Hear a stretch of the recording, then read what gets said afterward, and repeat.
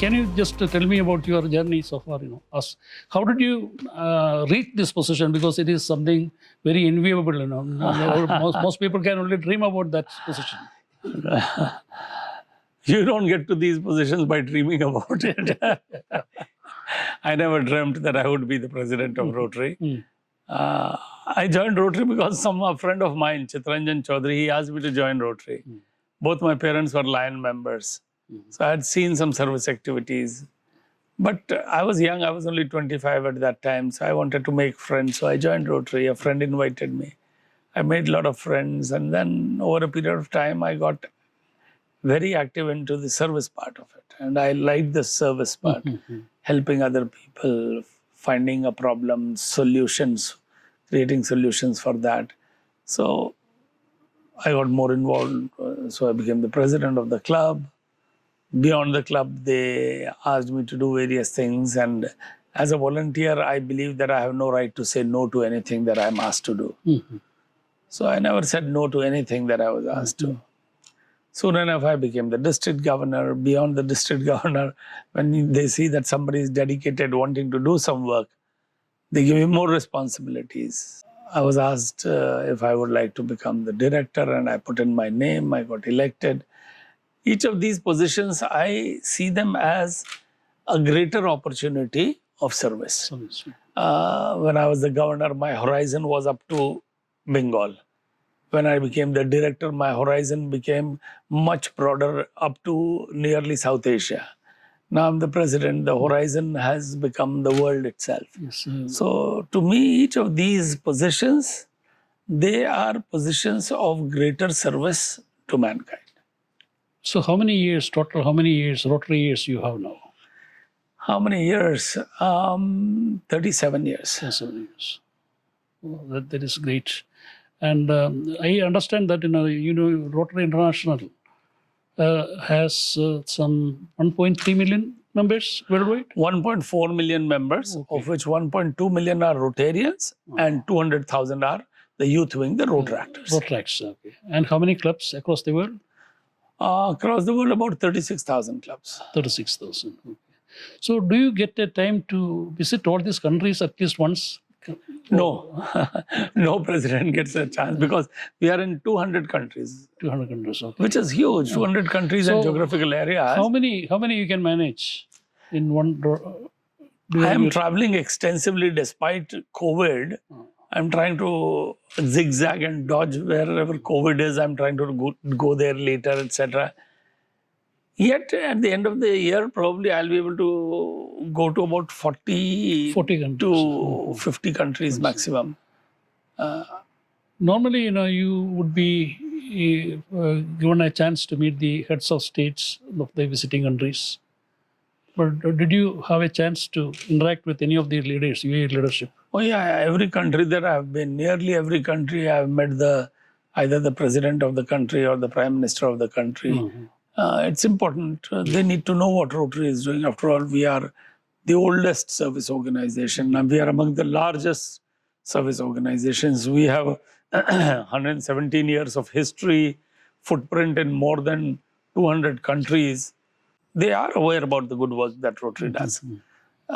Also, I speak to them as to how can the government and the civil society come together to do work. To me, I think that's the win-win situation where any country, where the government and civil society come together, that's an excellent situation. Government's responsibility and volunteers' passion. Are you getting that sort of positive vibes from the government? Absolutely, super positive, absolutely. My first trip was to the 7 African countries. Each country that I met, the presidents, prime ministers, what a warm welcome they gave. Huge respect, state guests at places.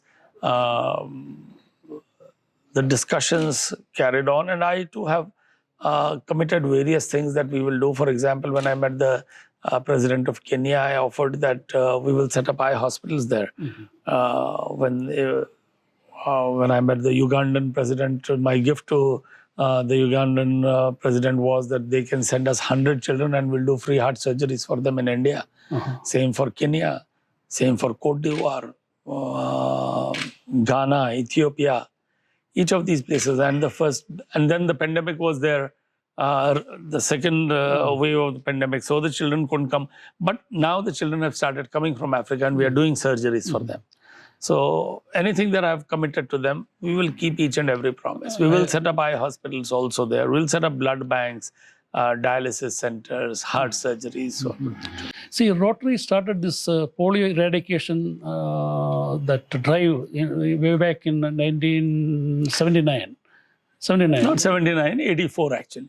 No, it started with a program in Philippines. In Philippines, Yes. And after that, so you have been almost successful, or 99.9%. Are you taking up any other drive to fight against any sort of disease? Yeah, so it's not that we've only done polio. Polio is our corporate program, and we have decided that we will not take up another corporate program till polio is eradicated. We don't want to move our focus from polio. So, and that has paid. Our total focus is there. Each year we have to raise so much money for it. I heard that 2.5 billion children have been vaccinated. 3 billion children have been vaccinated. Rotary itself has collected or given more than $2 billion for this program. $2 billion. Yes. So, and world over, the networking, the partnership, Bill and Melinda Gates are our partners, UNICEF, USAID, CDC, different organizations in different areas have been our partners. And against this pandemic, or during the time of pandemics, what was the role you played? Excellent role. I think one thing is there, the moment you become a committed Rotarian, you see a problem and you want to find a solution. Human nature is like that. If you also see some problem, you will want to bring the solution to it. But when you are associated with an organization which is more humanitarian organization, it comes even more naturally. You do it at your own cost. Your business may suffer, but you want to help other people. Your family at times get neglected because you want to help the other people. So when they saw the problems of COVID, initially the first phase, nobody had masks. So we made millions of masks. Hundreds of, 100,000 liters, a few 100,000 liters of hand sanitizers were given. Today, hand sanitizer is everywhere, but 2 years back, there was no hand sanitizer. There were no masks. There were no PPE kits at that time. Rotary gave all of that. When people started going back to their homes, people did not have food. We supplied food to them. They did not have footwear. We gave them footwear. That's all across the world or only in Africa? I'm just giving an example of India itself. This is what we did in India. Around the world, they have done different things. They may not have given shoes. They may have given food. Food everywhere was given. All of these equipments that I told, PPE equipments, etc., was given everywhere around the world. Then came the second wave, which was more disastrous, especially in India. People needed oxygen concentrators. Rotary itself has given thousands of oxygen concentrators. Thousands, crores of rupees worth of oxygen concentrators. We gave a contribution to the PM Care Fund of 106 crore rupees.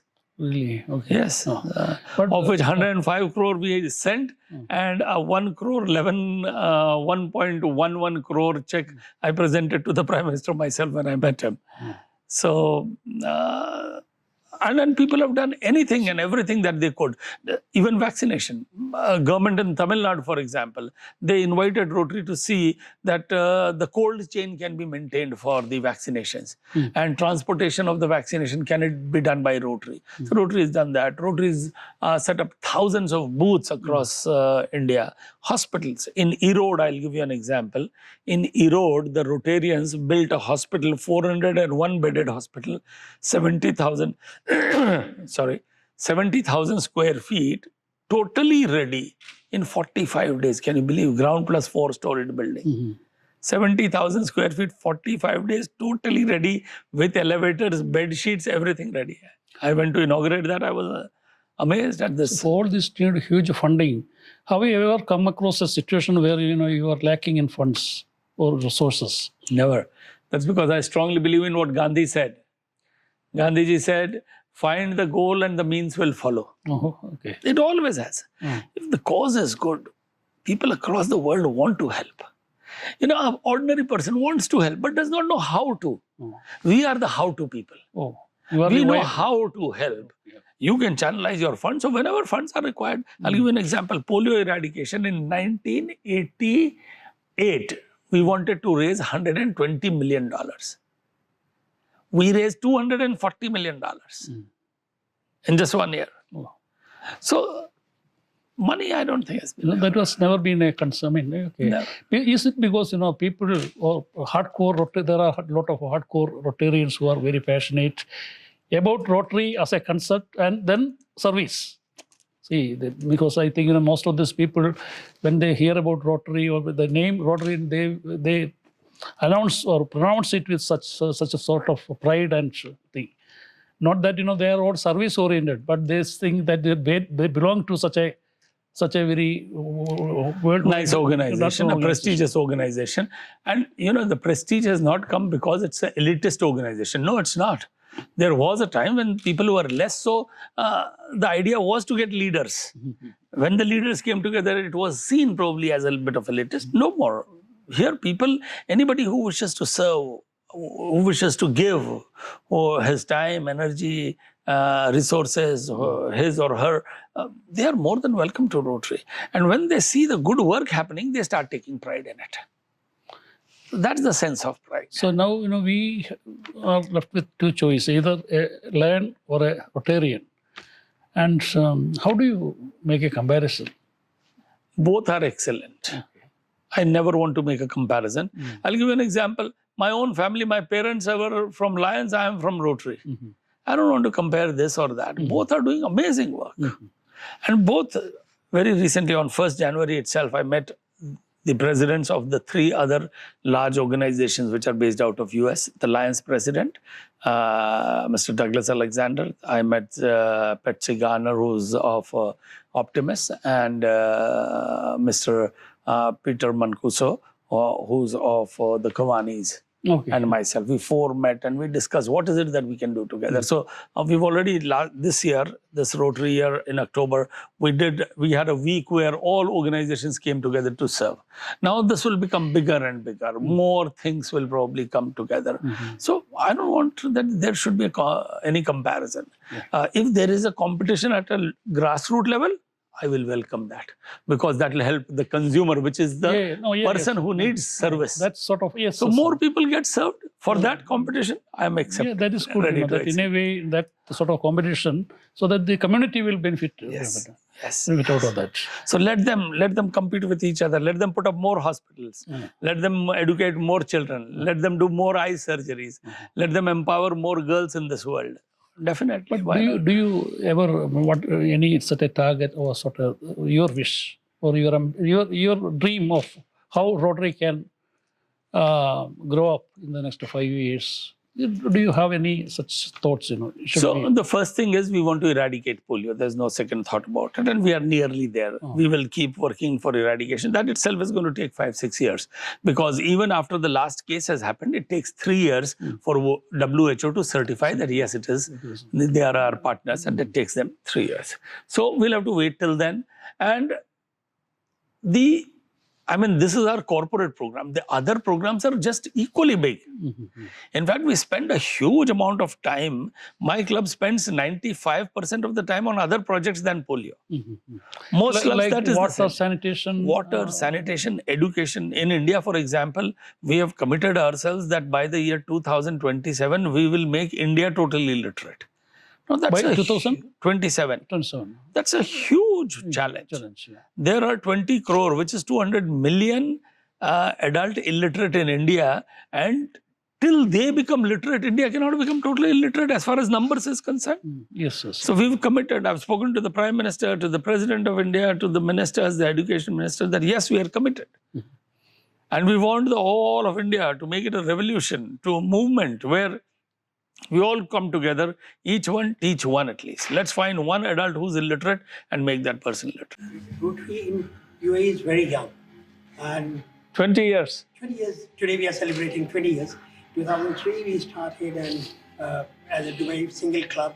And then we sprouted one to Dubai Jumeirah Club, and then Cosmopolitan Club, then the Palm Club, and then the Bordewai Club. And today we have a Downtown Club, which I second with the president. And then, so you think it's a fairly good speed for development, considering this state area and the population or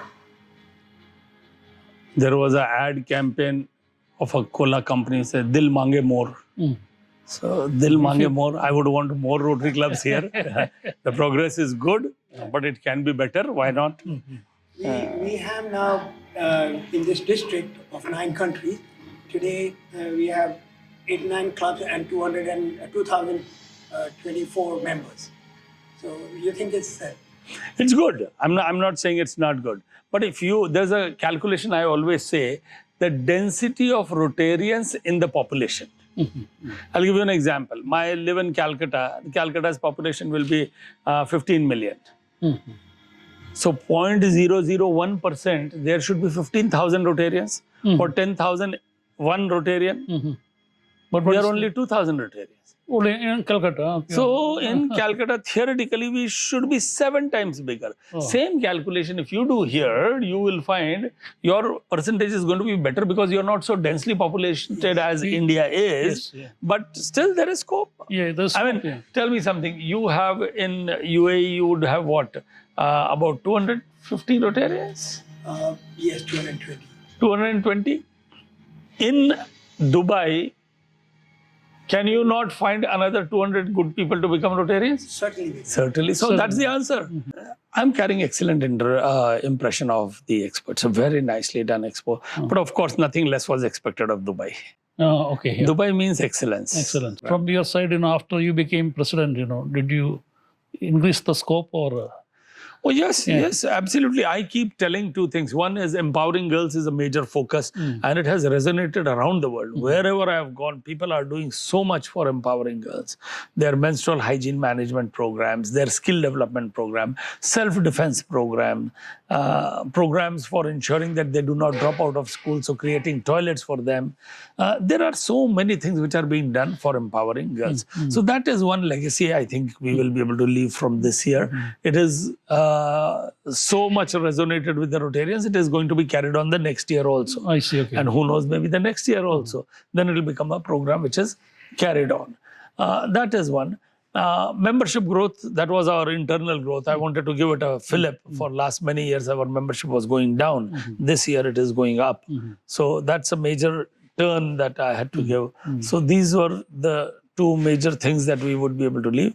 And as far as scaling up is concerned, I've always felt that an organization which is so powerful, which has got such great network, it is important that our programs now are of a scale where we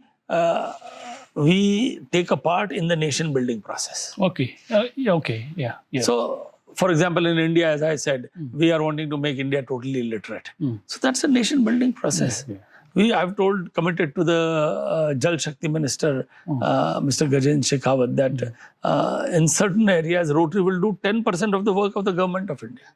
So that's a big task. 10% of the work of the government of India is huge. Yes. So they are wanting to set up, let's say, 100,000 check dams in next 5 to 6 years. We will do 10,000 out of that. I see. We are committed to do that. Okay. So I'm encouraging others also around the world that this is the level of work that we need to take up.